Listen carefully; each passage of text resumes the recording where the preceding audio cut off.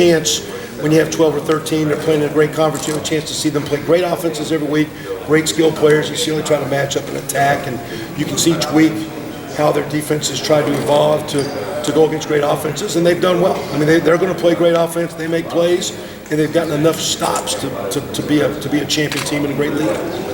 I know you guys don't care about writing stories for us, but I mean, JK's back in his home state. Is there any party that kind of wants to give him a big afternoon because he's back in Texas? Not him, because every time you want to do, I mean, how about JT? He's from down here too. Yeah. You know, Demetrius Knox, our right guards from down here. We'll get Jeff Okuda and Baron Browning playing. I think all our Texas guys, defense back Kendall's playing. So there, it's Jake. Again, I don't know if you try to force anything.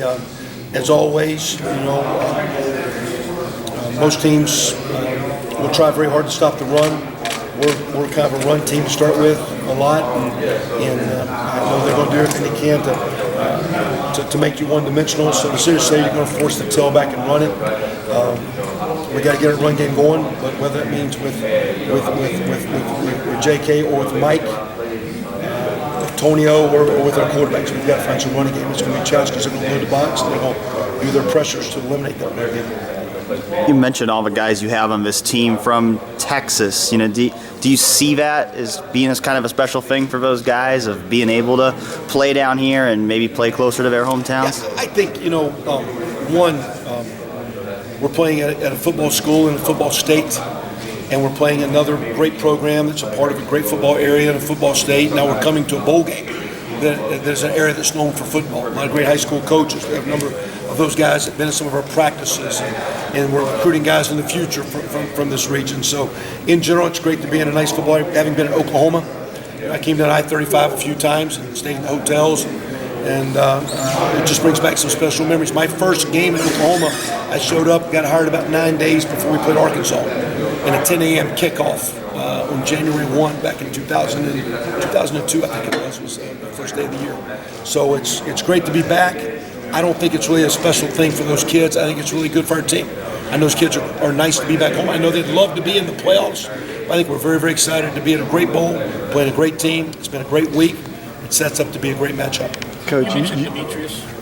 He's a local kid. Yes. Would you call him a late bloomer? Well, I wouldn't say late. No, he's played a little bit, and I think as a lineman, sometimes take a couple years to get your strength level and stamina and your mindset where you can be a consistent practice player. Kind of tough enough to play, you know, day after day. You're kind of grinding, getting pounded, chipped up, and nicked up a little bit. And you know, his ability to, he was in a very competitive spring and summer. He actually came up on the short end and didn't win the starting job. It was close. The other player we thought played a little bit better, a little more consistent. What was neat is that as he went through that, even though he wanted to get funky and down himself, he had some teammates that got him through it. And with an injury, the door swung back open. He came out and played some tremendous. Everybody talks about the JT's play in the fourth quarter.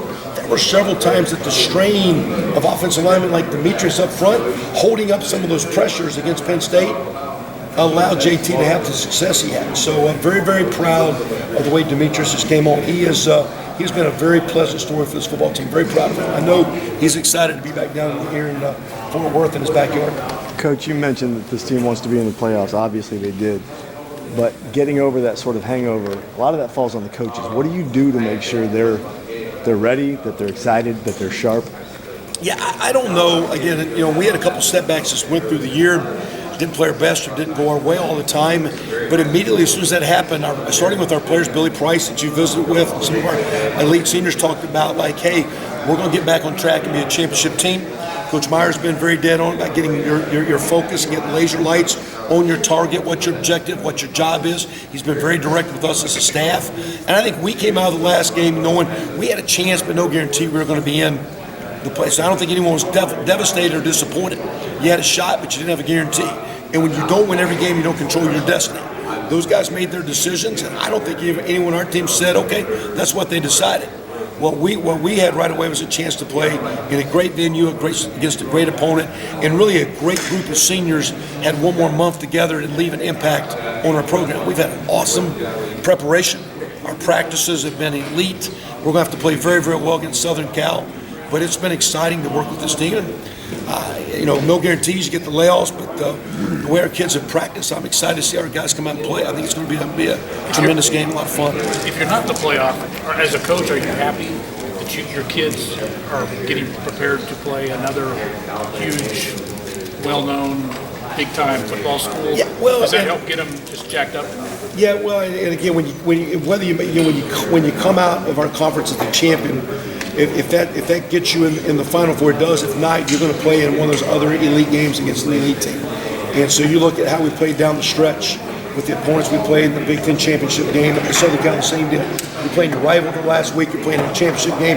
Now you're playing an elite bowl game. You're going to play an elite team. And so I think that comes with the territory. I think both programs are excited and honored to be where we're at. And like I say, it's going to be a tremendous battle comes Friday night. What are the pros and cons of having